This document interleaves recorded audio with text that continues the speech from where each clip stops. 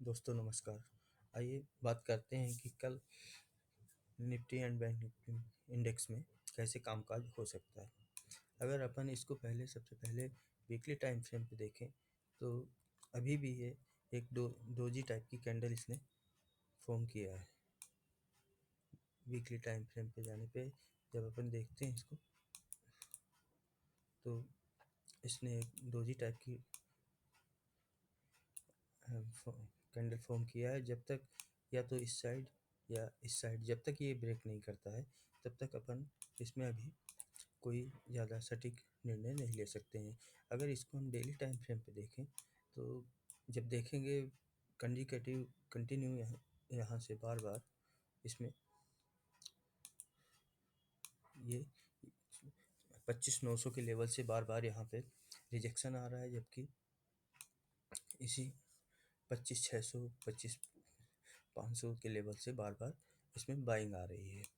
तो कल अपना इसमें प्रोग्राम क्या रह सकता है, कल अपना इसमें क्या तरीका रह सकता है कि अपने को किस हिसाब से इसमें कल ट्रेडिंग करना है। तो जब इस अपन एक बार इसके सपोर्ट 1 मिनट प्लीज, ये अपने इसके सपोर्ट एंड रेजिस्टेंस है।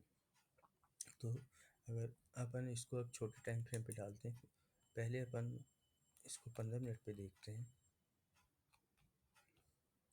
तो मेरा जो इसमें आने वाले समय में प्लान हो सकता है, इससे पहले एक बार अपन डाटा देख लें। तो डाटा जो अपने को दिखा रहा है कि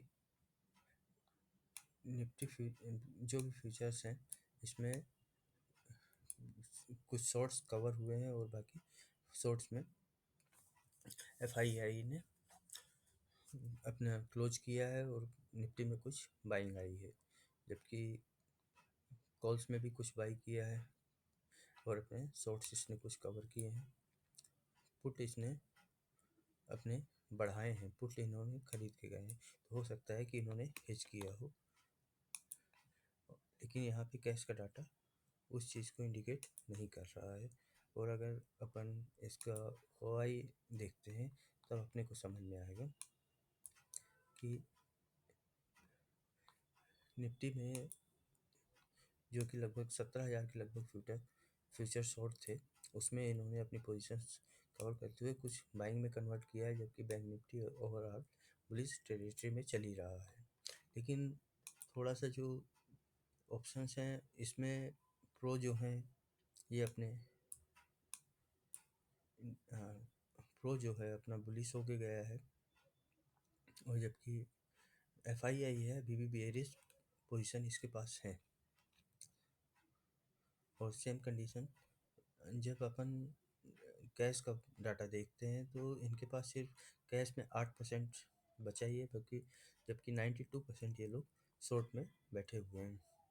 और अगर अपन इनका ओआई ओपन इंटरेस्ट अभी फ़िलहाल देखें तो निफ्टी पीसीआर का बहुत अच्छा पीसीआर है, एक सिंपल पीसीआर जिसको कह सकते हैं।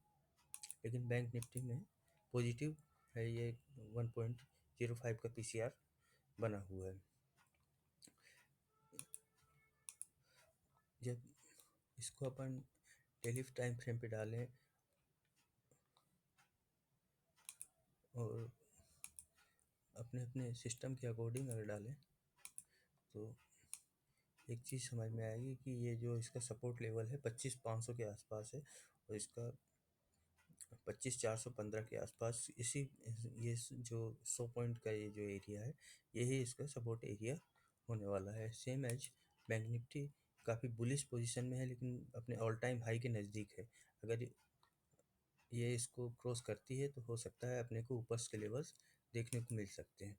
लेकिन अगर यहाँ पे अगर अपन निफ्टी को देखें तो अभी भी ये लैग कर रहा है। तो जब तक ये दोनों सिमिलर, जब तक निफ्टी अपना 26,156 के आसपास नहीं आ जाती है तब तक ये दोनों सिमिलर होना भी मुश्किल है। तो मेरा जो इसमें आने वाले समय के लिए प्लान बन रहा है, इससे पहले अपन एक और इचिमोकू क्लाउड में अगर देखें तो बैंक निफ्टी है ये इचिमोकू क्लाउड में ग्रीन जोन में है और इससे अपर चल रहा है, यानी no problem is it here. But Nifty को अगर अपन देखेंगे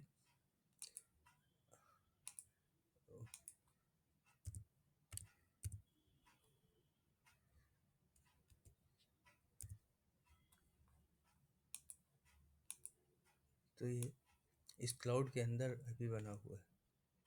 तो इस क्लाउड के अंदर है, यानी कि प्रीमियम ईटिंग है, और इसमें 20 तारीख जो है ये काफ़ी इम्पोर्टेंट डेट है इस चीज़ के लिए, जो कि आने वाले समय के लिए अपने लिए, इसके लिए मंडे की एक्सपायरी भी है, ट्यूसडे की एक्सपायरी भी है, और इसके अंदर बना हुआ है। लेकिन अगर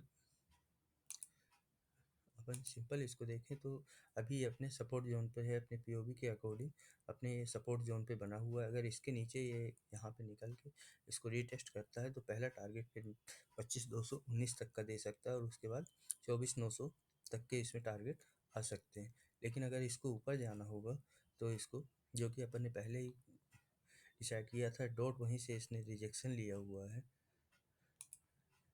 डॉट वहीं से रिजेक्शन लिया, और फिर उसके बाद इसने लोअर लेवल को इसने हिट किया। तो अगर इसको अगर ऊपर जाना होगा तो पहले 26,361 के ऊपर ये रीटेस्ट करता है, फिर अगर ऊपर निकलता है तो फिर उसके बाद ये ऊपर जा सकता है। लेकिन अगर नीचे आना है तो रीटेस्ट करने के बाद ये टेस्ट है, और अगर फ्लैट खुलती है तो ये इसी हिसाब से कंसोलिडेट करती रहेगी, जो कि ऑप्शन राइटर के लिए बहुत अच्छा एरिया हो सकता है। और अगर अपन 15 मिनट के टाइम फ्रेम पे आएँ और अगर बात करें तो अभी भी निफ्टी में ज़्यादा प्रॉब्लम नहीं है, क्योंकि ये बाई में है। लेकिन अगर छोटे टाइम फ्रेम्स में आए तो अभी ये सेल में कंटिन्यू बना हुआ है, और इसके जो आने वाले दिनों के लिए नंबर्स हो सकते हैं तो मैं आपको एक बार शो कर देता हूँ। ये अपने कुछ नंबर्स हैं। अगर ये 26,025 को क्रॉस करती है तो अपना पहला टारगेट 356, फिर 687, 27,018 तक हो सकता है।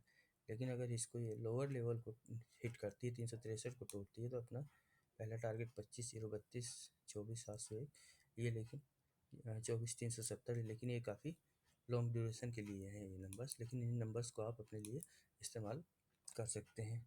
ऐसे बैंक निफ्टी में अगर अपन देखें तो 60,900 को अगर क्रॉस करती है तो ये अपना पहला टारगेट 61,700 तक का दिखा सकती है, और अगर लोअर लेवल में 59,264 को ये तोड़ती है तो पहला लेवल 58,434 तक को दिखा सकती है।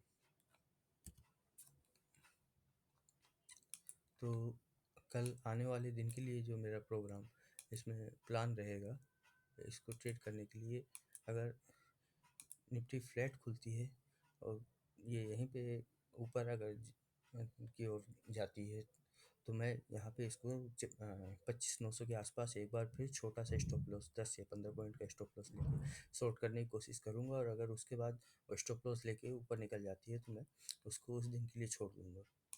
लेकिन अगर ये, क्योंकि अपन ट्रेंड के अगेंस्ट ज़्यादा और क्वांटिटी बहुत ही कम रहेंगी, लेकिन अगर ये गैप डाउन खुलती है और इस लेवल को ये क्रॉस करती है, और यहाँ पे अगर कोई प्राइस एक्शन बनता है जस्ट लाइक, तो मैं इसके नीचे मेरे इसको शॉर्ट करने का प्लान रहेगा। यहाँ से ये एक बार कॉल के लिए सपोर्ट, जो भी रिस्की प्लेयर हैं एक बार कॉल के लिए यहाँ पे ट्राई कर सकते हैं, लेकिन मैं किसी को इस चीज़ की सलाह नहीं देता हूँ। मैं अगर ये नीचे आएगी, यहाँ से ये सपोर्ट लेगी, रिवर्सल के लिए मैं कभी ट्रेड नहीं करता, और ना ही मैं किसी को इस चीज़ के लिए एडवाइस देता हूँ। सेम एज बैंक निफ्टी को अगर अपन देखें तो यही कंडीशन, बैंक निफ्टी अगर इस लेवल को क्रॉस करती है, थोड़ा सा यहाँ कंसोलिडेट करती है, तो इसी के नीचे का मैं स्टॉप लॉस लगा के 60,200 के आसपास का स्टॉप लॉस लगा के, और मैं इसके मेरे टारगेट 60,500 तक का पहला टारगेट होगा, और फिर उसके बाद 60 में ट्रेल करता चला जाऊँगा। और अगर नीचे की साइड में बैंक निफ्टी आती है तो यहाँ पे ये कहीं पे सपोर्ट लेके फिर दोबारा ऊपर जा सकती है। लेकिन मैं बैंक निफ्टी को कल के लिए, मैं नीचे के लिए नहीं देख रहा हूँ, क्योंकि निफ्टी को मैं अभी ऊपर के लिए अगर निकलती है भी है तो मैं कल के लिए इसमें ट्रेड नहीं करना पसंद करूँगा, क्योंकि अभी मुझे इसमें जो कॉन्फिडेंस आना चाहिए वो कॉन्फिडेंस मुझे नहीं आ पा रहा है। Okay, thank you very much.